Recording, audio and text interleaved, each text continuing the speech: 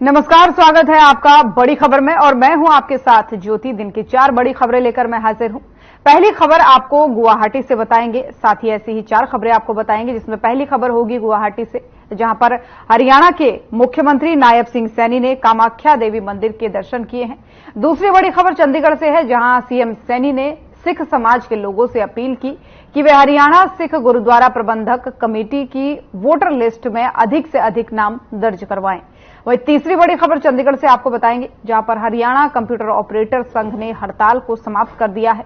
तो वहीं चौथी बड़ी खबर सिरसा से है, जहां पर प्रदेश की शिक्षा मंत्री सीमा त्रिखा ने विद्यालय प्रबंधन समिति प्रशिक्षण सह सम्मेलन को संबोधित किया है।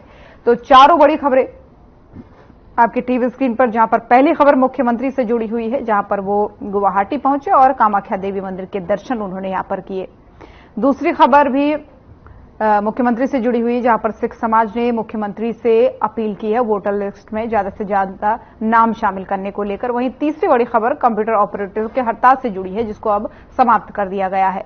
वहीं चौथी खबर शिक्षा मंत्री से जुड़ी हुई है, जिन्होंने एक कार्यक्रम में शिरकत की।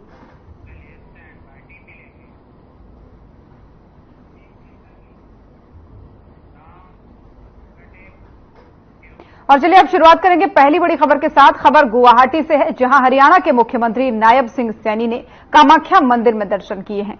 इस दौरान आपको बता दें कि उन्होंने कई सारी बातें भी कही हैं। तो गुवाहाटी में पहुंचे मुख्यमंत्री और इस दौरान उन्होंने कहा कि मेरा सौभाग्य है कि मुझे मां कामाख्या के दर्शन करने का अवसर मिला है। मैं पूरे हरियाणा के उज्जवल भविष्य, उनके स्वास्थ्य और हरियाणा के साथ साथ पूरे देश की नई ऊंचाइयों को छूने की प्रार्थना करता हूं। यहां आकर मैं देख सकता हूं कि मुख्यमंत्री हिमंता बिस्वा शर्मा ईमानदारी से इस राज्य को तेज गति से आगे बढ़ाने के लिए काम कर रहे हैं। डबल इंजन की सरकार यहां विकास के लिए मजबूती से काम कर रही है।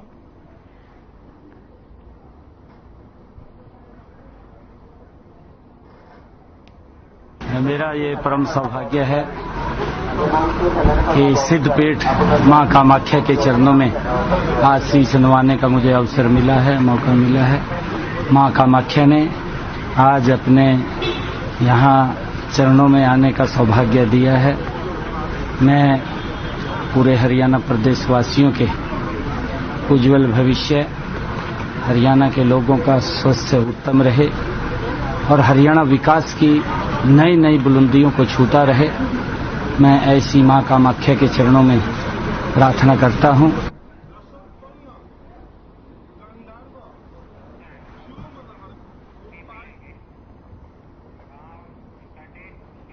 और वहीं हरियाणा के मुख्यमंत्री नायब सिंह सैनी ने सिख समाज के लोगों से आह्वान किया कि वे हरियाणा सिख गुरुद्वारा प्रबंधक कमेटी की वोटर लिस्ट में अधिक से अधिक नाम दर्ज करवाएं।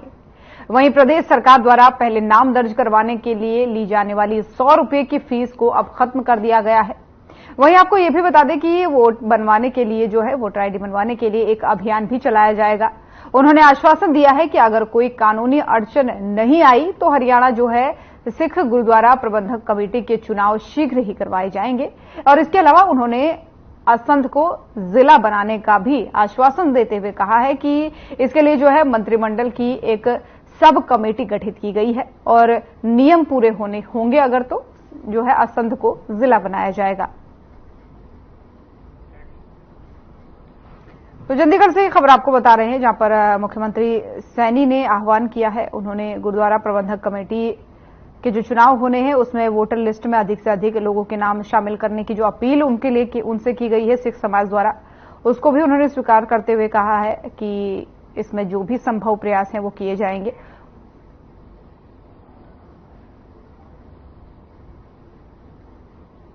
मैं आप सबका आज इस अवसर के ऊपर बहुत बहुत आप सबको शुभकामनाएं भी देता हूं। और हमारे जिला साहब जी ने एक मांग पत्र दिया है, उस मांग पत्र के अंदर हमारे हरियाणा गुरुद्वारा प्रबंधक कमेटी के जो चुनाव है वो हो, इसकी बात कही है। ये जल्दी, क्योंकि इसके लिए अलग से रिटायर्ड जस्टिस उसको देख रहे हैं, सरदार मल्ला सिंह जी।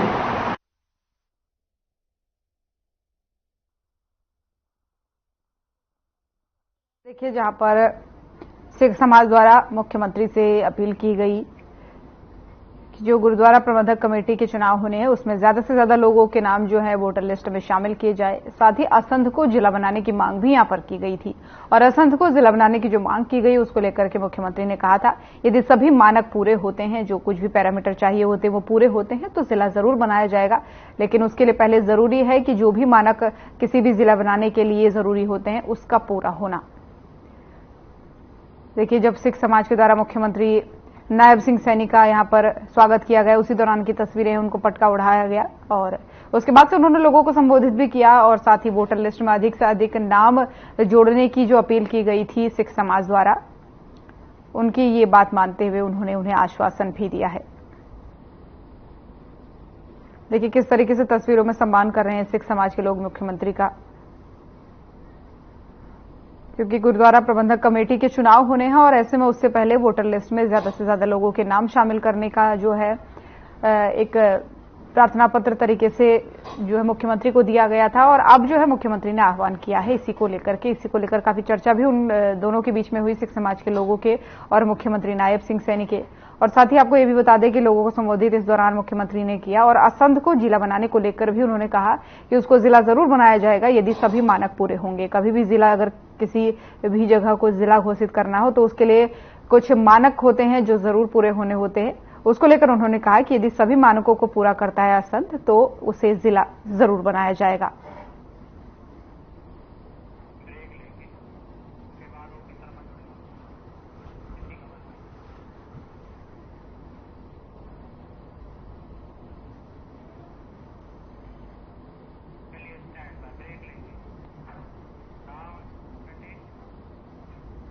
तो यहां पर रुकेंगे एक छोटे से ब्रेक के लिए, जल्द हाजिर होंगे।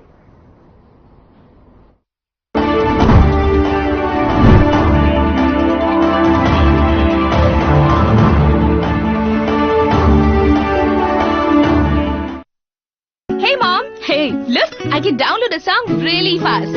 I can make dosas faster. Must be joking.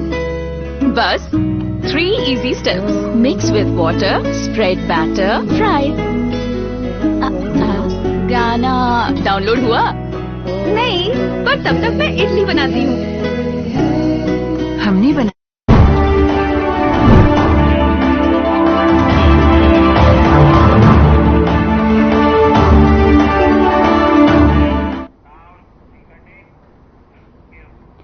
और ब्रेक के बाद एक बार फिर से स्वागत है आप सभी का। चलिए खबरों में आगे बढ़ते हुए हम आपको बता रहे थे कि मुख्यमंत्री से सिख समाज ने मुलाकात की थी और इसी खबर पर ज्यादा जानकारी के साथ ओपी शर्मा हमारे संवाददाता हमारे साथ चंडीगढ़ से जुड़ गए हैं। ओपी, मेरी आवाज आप तक पहुंच पा रही है? जी ओपी, ये जो मुलाकात हुई है और जो चुनाव होने वाले हैं गुरुद्वारा प्रबंधक कमेटी के, इसके लिए जो वोटर लिस्ट में ज्यादा से ज्यादा लोगों के नाम शामिल करने की अपील की गई है मुख्यमंत्री से, इसको लेकर जानकारी क्या है आपके पास? देखिए ज्योति, अगर मैं गुरुद्वारा हरियाणा गुरुद्वारा प्रबंधक कमेटी की बात करूं तो कल शुक्रवार को दोपहर करीबन 3 बजे के आसपास जो है वो हरियाणा सिख, जो हरियाणा के कुछ बड़े सिख नेता हैं वो मुख्यमंत्री नायब सैनी से मिलने जो है पहुंचे थे और उसी दौरान जो है हरियाणा में सिख गुरुद्वारा प्रबंधक कमेटी के चुनाव करवाने की जो है मांग की गई है। फिलहाल अगर मैं बात करूं तो हरियाणा सरकार ने जो है वो गुरुद्वारा आयोग, इलेक्शन आयोग का जो गठन किया हुआ है और जिसके तहत जो सिख समाज के जो वोट बनाने का काम चल रहा है, जिसके तहत कई कंडीशन है कि वो वेजिटेरियन होना चाहिए, जो है वो पगड़ीधारी होना चाहिए, कैंची वगैरह का उसमें जो है सर और दाढ़ी के अंदर इस्तेमाल ना किया जाए, इस तरह की काफी शर्तें हैं। उसके बाद ही जो है उन लोगों के वोट बनाए जाते हैं और फिलहाल वोट बनाने का काम चल रहा है। उसके बाद हरियाणा के अंदर जो सिख गुरुद्वारा प्रबंधक कमेटी है उसके लिए जो वार्डबंदी का भी काम जो होना है, तो उन सभी के ऊपर तेजी से जो है वो काम कहीं ना कहीं चल रहा है। लेकिन जब तक वार्डबंदी नहीं होगी, सरकार चुनाव भी नहीं करा सकती, तो ऐसे में यदि मुख्यमंत्री नायब सैनी का यही कहना था कि सिख समुदाय जो है ज्यादा से ज्यादा योग्य लोगों को वोट बनवाए ताकि सरकार चुनाव करवा सके। जी, लेकिन एक चीज और, आपकी आवाज सही से नहीं आ पाई थी ओपी, ये बताइए, आपने बताया था कि वोटर लिस्ट में शामिल होने के लिए कुछ मानक चाहिए होते हैं, वो कौन कौन से मानक होते हैं, कौन कौन लोग शामिल हो सकते हैं वोटर लिस्ट में? क्या इसका अनुमान या फिर क्या आंकड़ा रहता है शामिल करने का? देखिए, सिख धर्म के अंदर तो 5 प्रकार हैं। एक तो उनका होना जरूर है, पतित नहीं होना चाहिए, मतलब कि सर और दाढ़ी के अंदर किसी भी तरीके से जो कैंची का कभी इस्तेमाल नहीं होना चाहिए, अमृतधारी होना चाहिए और कहीं ना कहीं सिख मर्यादाओं के तहत जो है शुद्ध शाकाहारी होना, उसकी जो है एक मुख्य कंडीशन, इस तरह की जो कंडीशन है वो दी गई और इनके आधार के ऊपर ही जो कहीं ना कहीं जो है वो वोट बनाए जाते हैं। और अब कितने वोट इस तरीके से क्योंकि स्टैंडर्ड के ऊपर जो है बनाए जाएंगे, क्योंकि जो भी आदमी मतदान करने आता है उसके बाद जो अपना वोट बनवाने आता है तो उससे जो है वो सभी स्टैंडर्ड्स जो है वो कहीं ना कहीं चेक किए जाते हैं। तो एक थोड़ा सा पेचीदा काम है और लंबे समय से ये चल रहा है। 2013-14 के अंदर भूपेंद्र सिंह हुड्डा ने अलग हरियाणा गुरुद्वारा प्रबंधक कमेटी का जो है गठन किया था, लेकिन इसके बाद जो SGPC है वो इस मामले को लेकर हाई कोर्ट और सुप्रीम कोर्ट तक जो गई थी और सुप्रीम कोर्ट में जब हरियाणा के पक्ष में ये फैसला आया था तो करीबन 3 साल के आसपास का वक्त हो चुका है कि हरियाणा के पक्ष में फैसला आया। उसके बाद जो हरियाणा सरकार ने अलग से जो एक चुनाव आयोग का भी जो जस्टिस HS को बनाया गया है, तो उनकी निगरानी में फिलहाल चुनाव प्रबंधन के सारे जितने भी काम चल रहे हैं वो चल रहे हैं, जितने भी वार्डों की जो दरअसल अगर हरियाणा की बात करें तो ज्यादातर जो सिख वोट हैं वो हरियाणा और पंजाब के बॉर्डर से लगते हुए हरियाणा के हिस्से में ही ज्यादातर हैं। इसके अलावा बाकी जिन जगहों पर सिख समाज के लोग रहते हैं वहां पर भी जो है वोट लिस्ट बनाई जाएगी। तो जब एक बार पूरे प्रदेश से जो वोटर लिस्ट बनाने का काम खत्म हो जाएगा तो उसके बाद जो है कहीं ना कहीं जो हरियाणा गुरुद्वारा चुनाव आयोग है वो इस दिशा में कोई कदम जो है वो लेगा। जी। और यहाँ पर एक बात और हुई थी ओपी, असंध को जिला घोषित करने की जो मांग चल रही है उसको लेकर क्या कुछ मुख्यमंत्री ने यहाँ पर रिएक्शन दिया? देखिए, इस वक्त हरियाणा के अंदर 3 नए जिले बनाने की कवायद चल रही है। इसके लिए एक कैबिनेट की सब कमेटी का गठन किया हुआ है। हरियाणा के जो कृषि मंत्री कंवर पाल गुर्जर है वो इसके अध्यक्ष हैं, बाकी जो वित्त मंत्री जयप्रकाश दलाल और बाकी 2 मंत्री और मिलाकर वो उसके सदस्य हैं। और फिलहाल हरियाणा की अगर बात करें तो हिसार से हांसी और नारनौल को अलग और बरवाला, इन तीनों को अलग कर एक जिला बना, हांसी को जिला बनाने की बात करिए। लेकिन जो बरवाला हल्के के लोग हैं उनकी कनेक्टिविटी सीधे तौर पर हिसार से बाइक रेल और बाइक रोड जो अच्छी है, तो बरवाला हल्के के जो लोग हैं वो हांसी में जो है वो शामिल नहीं होना चाहते। तो ऐसे में अब सरकार के सामने पशु को ये सोचे जब वो नारनौल और हांसी हल्के को बनाते तो हल्का थोड़ा सा जो है छोटा रहेगा। और देखते हैं कि ये भी कैबिनेट की कमेटी जो बनी। इसी तरीके से असंध और सोनीपत का जो गोहाना जो हल्का है उसको भी जिला बनाने की एक मांग लंबे समय से चल रही है। और जो कैबिनेट की सब कमेटी बनी हुई है वो ताबड़तोड़ उसके ऊपर अध्ययन कर रही है, क्योंकि कोई भी जिला बनाते हैं तो उसका एक स्टैंडर्ड, एक नियम, एक आबादी और बहुत सारी जरूरतें होती है कि वहां पर DC कार्यालय, SP कार्यालय, जिला स्तर के जितने भी अधिकारी हैं उन सभी के कार्यालय जो है बनाए जाते हैं। तो एक बार कमेटी उन सभी का अध्ययन करने के बाद अपनी रिपोर्ट सरकार को देगी, कैबिनेट में रखा जाएगा, विधानसभा में रखा जाएगा। एक लंबी प्रोसेस है, लेकिन फिलहाल इंतजार करना पड़ेगा क्योंकि 3 नए जिले के बनाने के लिए सरकार ने कमेटी गठित की है। जी। यानी सरकार इस पर ये कहा जा सकता है कि प्रयासरत है। लेकिन यहाँ पर एक चीज जानने वाली बात ये भी हो जाती है ओपी कि अगर सिख समाज के जो भी ये मांगे हैं या जिन पर भी वो विचार कर रहे हैं या फिर विचार करने के लिए सरकार से कह रहे हैं, अगर सरकार उन पर विचार करती है या फिर ये कहा जा सकता है कि उनकी बातों को कुछ हद तक मान करके सरकार अपना एक अच्छा वोट बैंक तैयार कर सकती है 2-3 महीनों में?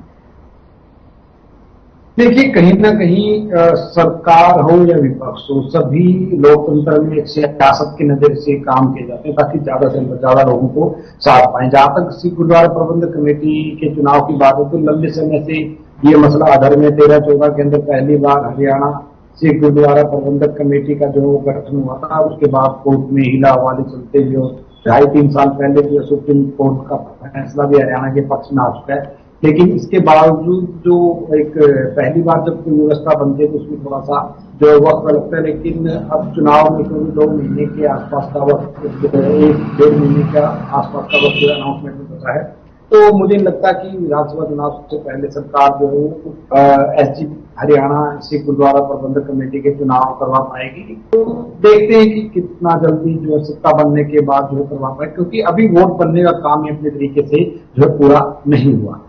बिल्कुल, ये जरूर कहा जा सकता है, लेकिन अन्य हिसाब से अगर आप देखें तो इस वोट बैंक के लिए सरकार क्या करने की कोशिश कर रही है, क्योंकि वैसे भी इस बार ज्यादा चुनौतियां हैं सरकार के सामने, बीजेपी के सामने बड़ी चुनौतियां हैं। उधर आम आदमी पार्टी भी स्वतंत्र रूप से चुनाव लड़ने को कह रही है सभी सीटों में, उधर एक छोटा गठबंधन हो गया है क्षेत्रीय दलों का, और किसान संगठन भी अब इस बार चुनाव लड़ने की बात करे। तो सरकार के सामने इस बार कहा जाए तो चुनौतियां ज्यादा है। तो इस सिख समाज को साधने के लिए सरकार क्या कर रही है, या फिर बीजेपी क्या कर रही है, कहा जा सकता है? सिख समुदाय की बात करें तो किसान आंदोलन के बाद से वो कहीं ना कहीं बीजेपी से नाराज है, और मुझे नहीं लगता कि शायद हरियाणा गुरुद्वारा प्रबंधक कमेटी के चुनाव करवाने से बीजेपी को साथ बनाएंगे। हालांकि फर्क जो है जरूर पड़ता है, लेकिन बाकी गठबंधन की बात करें तो अभी बहुत कहना बाकी होगा, क्योंकि अगस्त का महीना अभी चल रहा है और काफी उथल पुथल जो है वो कभी भी वो हरियाणा के अंदर राजनीतिक तौर पर शुरू होने वाली होगी, क्योंकि सभी पार्टियों में एक तरह से टिकट स्क्रीनिंग कमेटियों की जो कहीं ना कहीं घोषणा जो है वो जो प्रत्याशियों का चयन है वो या तो सार्वजनिक तौर पर या फिर अंदर खाते जो वो शुरू हो गया है। सभी पार्टी अपने सर्वे करवा रही है, आवेदन ले रही है, लेकिन अब किसकी टिकट कटेगी, कौन किस पार्टी में रुकेगा, कौन किस पार्टी दूसरी पार्टी का दामन थामेगा, तो एक अभी मतलब तो ये कहना मुश्किल होगा। ठीक है, बीजेपी की कौन सत्ता में आएगा, हाँ ये सही है कि बीजेपी के पक्ष में एंटी इनकम्बेंसी जरूर दिखाई दे रही है, लेकिन कई बार हालात ऐसे होते हैं कि बागी विपक्षी पार्टियों से अगर कुछ ज्यादा सहभागी है तो समीकरण इस तरीके से बढ़ जाते हैं कि कई बार ना चाहते हुए भी वो प्रत्याशी जीत जाता है जो जिसे जनता नहीं चाहती। तो अभी थोड़ा सा इंतजार करना पड़ेगा, क्योंकि जब तक चुनाव के लिए आचार संहिता नहीं लगती है तब तक हमें इंतजार करना पड़ेगा। लेकिन ये है कि राजनीतिक के तौर पर एक दूसरे को आरोप प्रत्यारोप का जो है आरोप लगना शुरू हो रहा है। कांग्रेस की बात करें तो कांग्रेस में बेशक खुद की बात करें तो उसके बावजूद उनके चलिए ठीक है बहुत बहुत धन्यवाद आपका तमाम सारी जानकारियां देने के लिए। आपकी आवाज भी नहीं पहुंच पा रही है, तो एक छोटे से ब्रेक के लिए यहां पर रुकेंगे, जल्द हाजिर होंगे।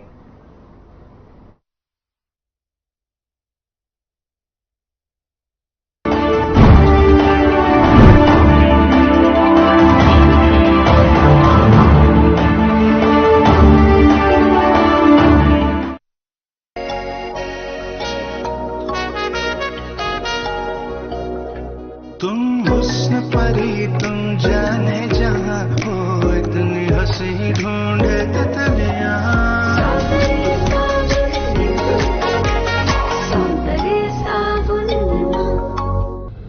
हम हरियाणवी अब हर घर नल से शुद्ध जल पाते हैं। हमारा हरियाणा नॉन स्टॉप हरियाणा।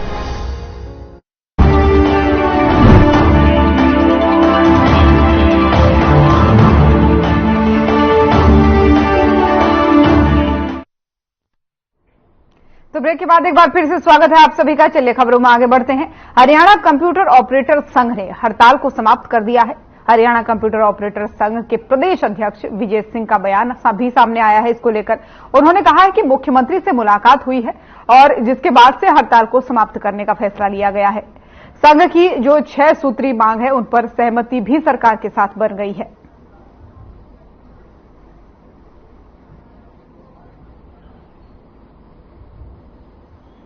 और काफी दिन से हमारी 15 जुलाई से पूरे प्रदेश में हड़ताल चल रही थी। इसको लेकर के हमने पूरे प्रदेश में कई बार ज्ञापनों का दौर चला। हमने विधायकों को, भारतीय जनता पार्टी के जिला अध्यक्षों को, सभी को हमने ज्ञापन दिया। कल हमारा प्रदर्शन सीएम आवास का था, उसमें हमारे कई साथियों को गिरफ्तार कर लिया गया था।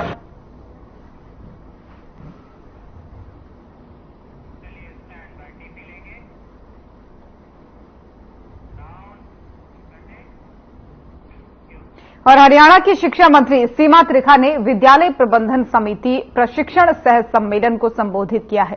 आपको बता दें कि जो शिक्षा मंत्री है हरियाणा की सीमा त्रिखा, उन्होंने जो है विद्यालय प्रबंधन समिति प्रशिक्षण सह सम्मेलन को संबोधित किया है और उसी दौरान की ये तस्वीरें आपको दिखा रहे हैं। उन्होंने कहा कि प्रदेश सरकार शिक्षा के स्तर में और अधिक सुधार करने और विद्यार्थियों को बेहतर संसाधन और सुविधाएं प्रदान करने के उद्देश्य से निरंतर कार्य किया जा रहा है।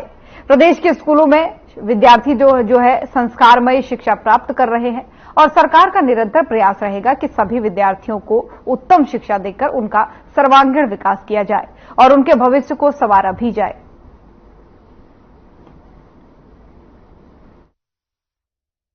लोगों ने एजुकेशन डिपार्टमेंट को तरफ से एक कार्यक्रम पूरे हरियाणा में रखा कि एसएमसीज जो स्कूल मैनेजमेंट कमेटीज हैं जिसमें टीचर्स और पेरेंट्स मेंबर होते हैं जिनके बच्चे पढ़ रहे हैं, तो हमारे स्कूल में माननीय हमारे मुख्यमंत्री श्री नायब सिंह सैनी जी ने पॉलिसीज बहुत हरियाणा ने सुविधा की बनाई, फिर केंद्र की सरकार ने भी बनाई। तो वो क्या रियल में इम्प्लीमेंटेशन का उनका क्या धरातल पे स्वरूप है।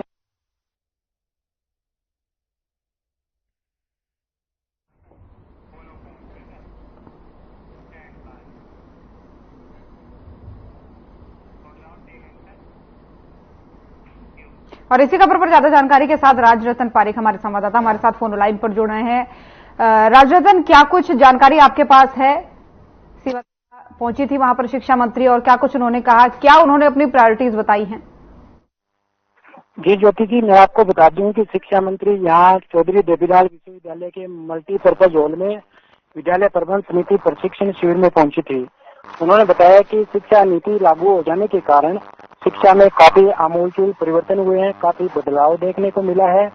शिक्षा के तहत विद्यालयों में हमने पिछले 2-3 महीनों में 7,500 से ज्यादा अध्यापकों की भर्ती की है और 500 से अधिक अध्यापकों के हमने प्रमोशन किए हैं और नई शिक्षा नीति के तहत विद्यालयों में काफी आमूलचूल परिवर्तन देखने को मिले हैं। विद्यालयों से बच्चे हमारे विद्यालयों से बच्चे पढ़ करके नीट की परीक्षा क्लियर कर रहे हैं और IAS, IPS जैसी बड़ी परीक्षाओं की तैयारी क्वालिफाई कर रहे हैं।